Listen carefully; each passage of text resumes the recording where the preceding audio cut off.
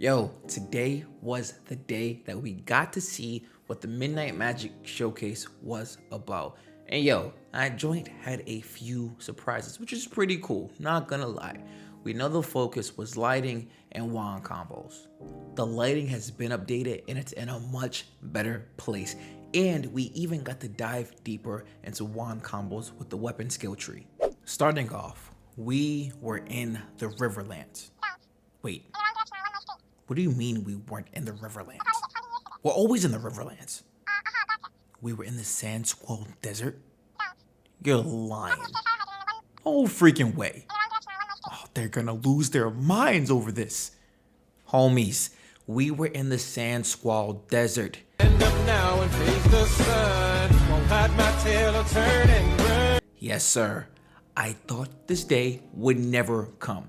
After being in the Riverlands for years, literally years, I kinda just chopped it up to being, this is all we're gonna see until we get Alpha 2.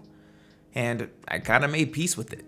So this was the first and arguably the biggest surprise because a lot of people have been wondering, including myself, when we were going to see another biome because we wanted to see more of the Ashes of Creation map. First impressions on it is that currently it does stand out from the Riverlands. When I'm entering another area, biome, whatever it may be, I want that area to be distinctive to what it is, and I believe we have that here. I think being in the SANDSQUALL desert in the daytime is really going to heighten that feeling even more as it sort of goes along with the theme of the desert. Since we're only a few months away from Alpha 2, I'm hoping that they'll at least consider doing more development updates in the SANDSQUALL desert, since it'd be a nice change. The second thing that really surprised me is that Ashes of Creation has now switched over to cube mapping.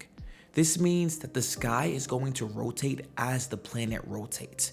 This is the stuff that I'm talking about though, man. I think for people who aren't really up to date with this type of technology or are just unaware of it, can really appreciate when something like this is done.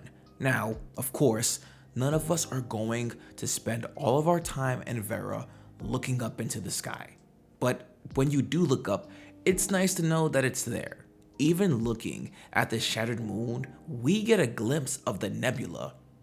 This is moving and happening in real time, which again, I don't think people are going to be keeping track of, but this is super cool, right? I feel like Intrepid does go above and beyond, and I enjoy that.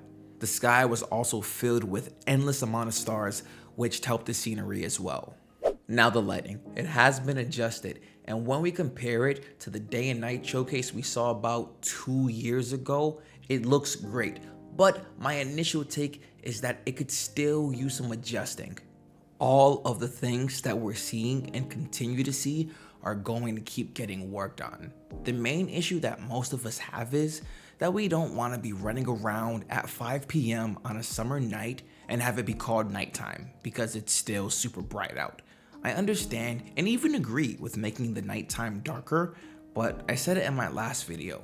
We don't want to get to a point where it's too dark because then I think that can change the game in a way we're not necessarily ready for or could even push the game in a direction that it doesn't have to go. I believe if they keep working on it while taking our feedback, we'll be fine. Steven played a mage in this showcase and my guy was wearing the Tower of Carfin set, which looked pretty gas. With what we've been seeing for sets and gear, I can confidently say that I'll more than likely be grinding for them simply because I need my character dripped out. We got to see 2 new fire abilities, Fireball and Magma Field. Fireball hurls 3 fireballs at your enemy, and Magma Field raises a field of magma from the ground and places it under your enemy. Getting into those wand combos. This was my favorite part of the stream. Check this out. You have 7 different ways to customize your weapon. This ranges from the length of the combo, what the finishing attacks are, and here Steven was using beam attacks. Is this not wild? Some of the customization is reducing cooldowns or dealing more damage. This is what I've been saying since the Ranger stream. The amount of customization is actually mind-blowing. I've been working on build crafting just because I want to mess around with builds and get used to making builds, swapping things out, damage testing, and seeing what works. But with the system and Ashes of Creation, you literally can be working on a build for hours. This goes back to weapon progression and how this moves along with your character progression in terms of levels and how you can mix and match those to do what you're trying to get done. Really quick, Ball Lightning has also been updated. We can finally rejoice. Jokes aside, it looks much better. Still moving a bit too slow for my liking, but maybe that's just me, but I am happy with where it's at now.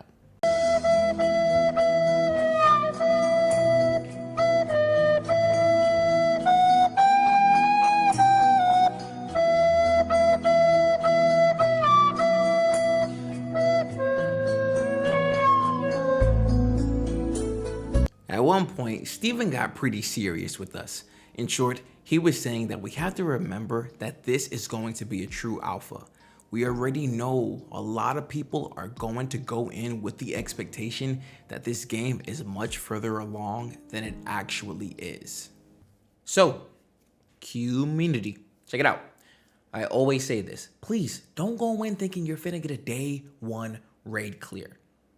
Play it and enjoy it for what it is. That's it.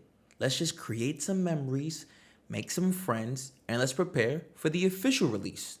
Pretty good segue. So, if you're a pretty good player that's chill and wants to take over, come join us in Memorandum. Seriously though, everything we continue to see is a work in progress. Please don't heighten your expectations only to be let down. Steven ended off with some fire news. We'll be seeing the Bard within a few months, which is the best news ever. I'm even thinking I might dress up for stream as a Bard. Steven gonna call me, allow me to present the Bard, you know, it's wishful thinking.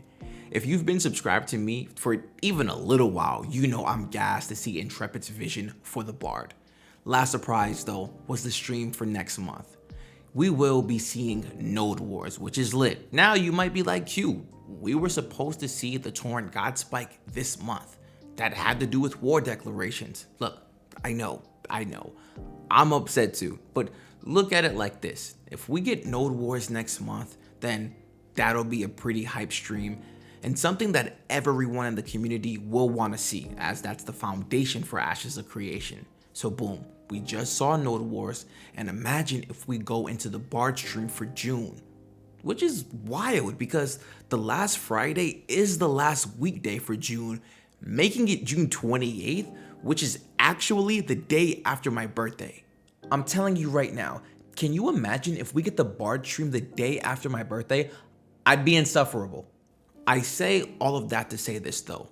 Those would be 2 fire streams, but those 2 streams would take us out of quarter 2 and into quarter 3, meaning we'd be 3 months away from Alpha 2 at the most.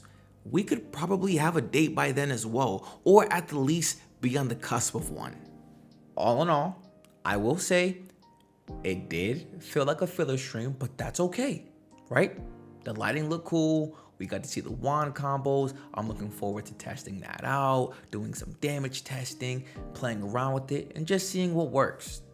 Bard is coming up, Node Wars are gonna be lit, and to top it all off, we are less than 5 months away, at the most, from Alpha 2. We're lit. Hey man, what are your thoughts on the Midnight Magic Showcase? Please let your boy know in the comment section below. If you haven't created an Ashes of Creation account yet, feel free to use my link in the description. If you're looking for a Discord or guild to come kick it in, both of those links are in the description below. If you want to stay up to date with me, feel free to follow me on X and Twitch where I stream the live monthly updates. All right, I'll talk to you guys soon. Take care.